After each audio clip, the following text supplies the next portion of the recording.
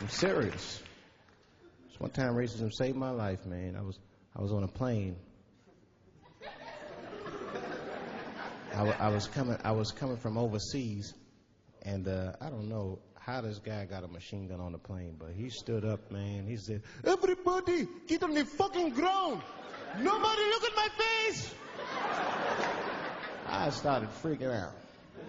Because he was Chinese. I was like, why is he talking like that? He was screaming and crying. I was the only brother on the plane. Well, I thought I was the only brother. I looked over. There was one other black dude. He was from Nigeria. I looked over at him. He was looking right in my face, man. He didn't say two words to me. He just looked at me. He was like...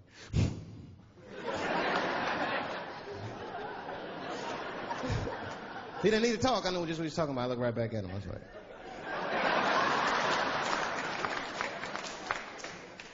Some white dudes on the front of the plane seen us. They were like, "Oh my God. I think those black guys are going to try to save us."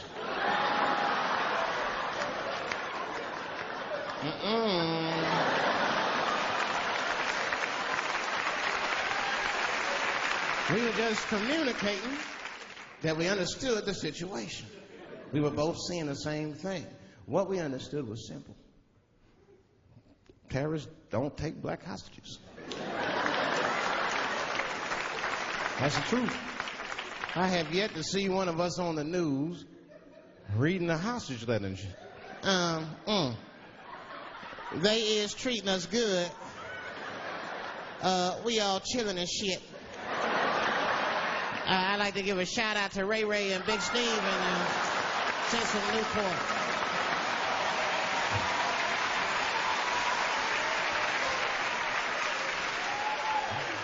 You're not gonna see it.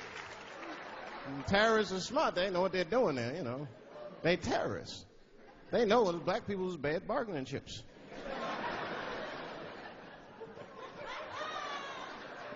They called the White House and said, "Hello? We have got 5 black... Hello?"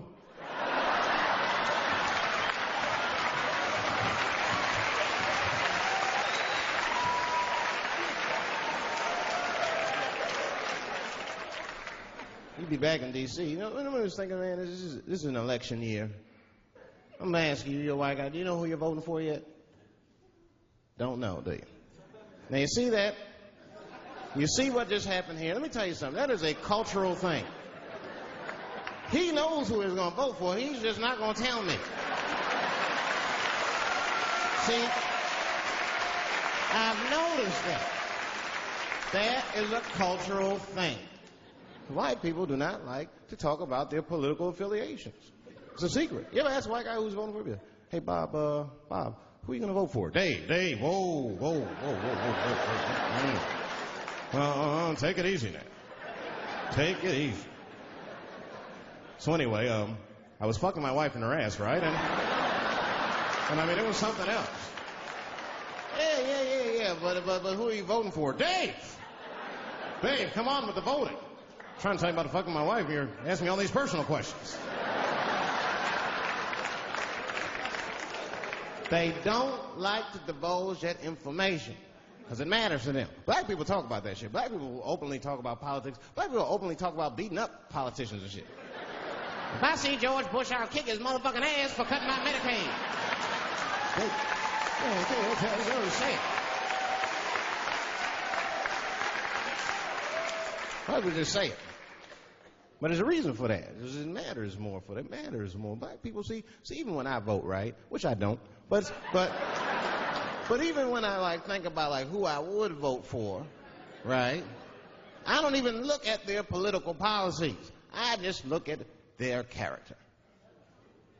You know what I'm saying now? You gotta read, no, I'm serious. You gotta read between the lines. Like, you know, you look at Clinton, and black people like Clinton, because we've seen him on the campaign. I saw one thing on the campaign trail. He actually just picked a black baby up and kissed him. "Come here, you little nigger baby." Mwah, just kissed him. I said, I like that.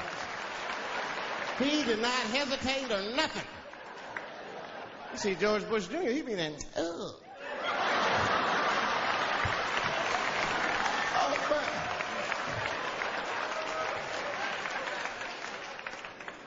Like, say, I'd never vote for George Bush Jr., but I don't know George Bush Jr.'s politics.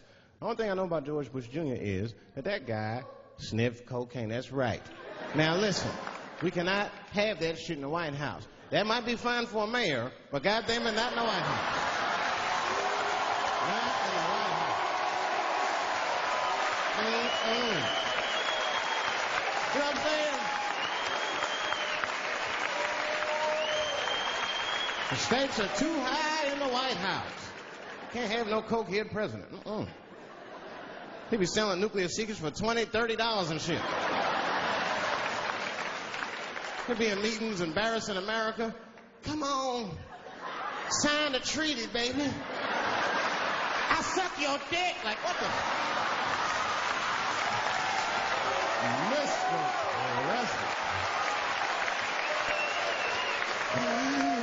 Mr. President, that is not how we do business here, sir.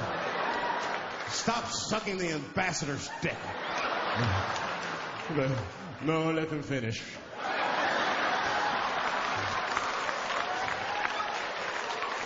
I will sign the treaty. There will be peace in Israel finally. I'd vote for Clinton again if I could. At least it's always better.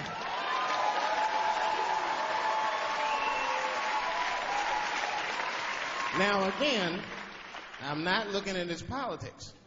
Don't know what his politics are. I'm just looking at his behavior.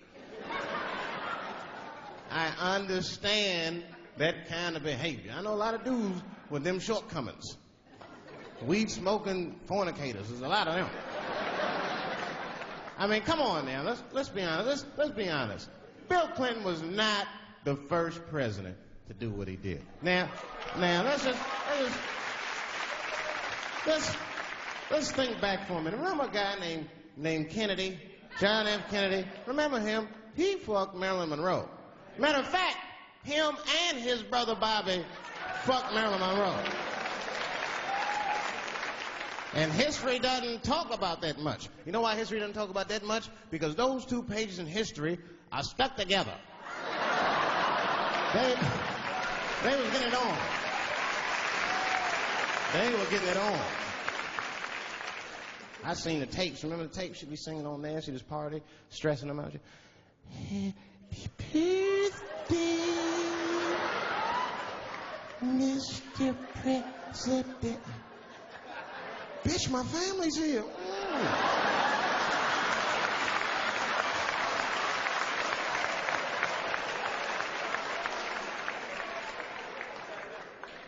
Clinton did the same thing, but he didn't do it like that.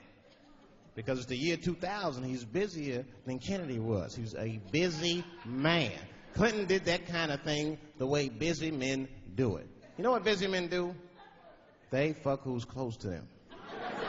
I can tell that's what Clinton was up to. Look like he just stuck his head out the office door and shit. Oh, boy. You, come here. I made my penis up for my 3:30. Come on. Oh, boy. He's probably looking at Kennedy's picture and shit. Oh.